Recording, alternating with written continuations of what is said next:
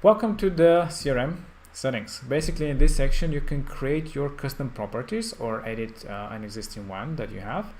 You already have these ones that are pre-built, so you cannot really modify them. They are system properties. So basically, these are properties that you see when you're building a form, for example.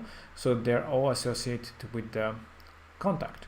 So as you know, a contact can have the default one, which are again the system ones, but you can add more properties that you want to collect and even showcase here in your CRM itself that you can show for the users.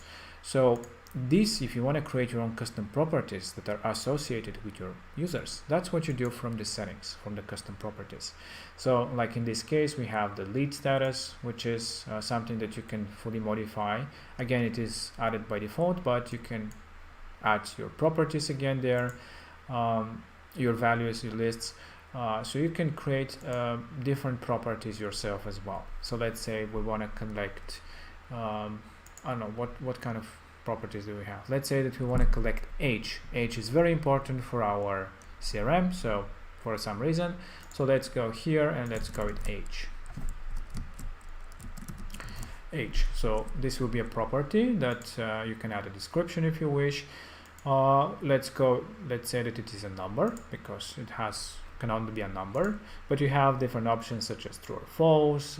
If you want it to be a date, an email, a list of different options. So you have these field types, but for the sake of the example, because it's an age, it will be a number. And you have the ability to have it in the forms. So this is important. So if you want to collect this property, you want values when somebody fills a form to actually this value to be associated with the contact, you have to use this property in the form. So click on Save Property, and that will now create the age at the bottom. So it's a number. So yeah, this is it. This is how you create an age property. So when you go to the contacts now, we'll see that Sarah. Now the demo one, you have the age at the bottom. So this is how you create properties, and all of them will be listed at the bottom as options. And of course, if you want to show the age here, you can just select it. It will show as part of the columns. So this way you can organize your properties easily from here, and I'll show you in a moment how you can use them in a form. The other thing you can manage is the tags. This particular moment we don't have any tags, but let's create a new one. Let's go with maybe seniors. And you have this tag, so you can tag all the users who are seniors with this tag, for example. View all the users that are being tagged with this tag. So you can create different tags this way, or you can also create tags from here. So when you add a tag, you can just create a new one. We can assign the senior to this person, create a new tag, like I said, if you wish. And this is for organizational purposes that you can do in the settings.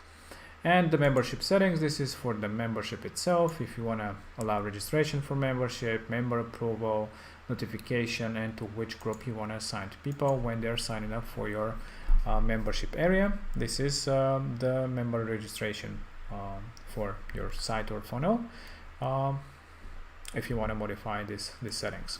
So how do you use the custom properties, which is very important if you want to collect this data from your website. So when you have a page, let's go to a page that we collect information, let's say appointment, and this we have a form. So now in the form, when you edit it and when you create a new field for your form, of course you'll see all the properties first, all the ones that you have by default, and at the bottom you have the age.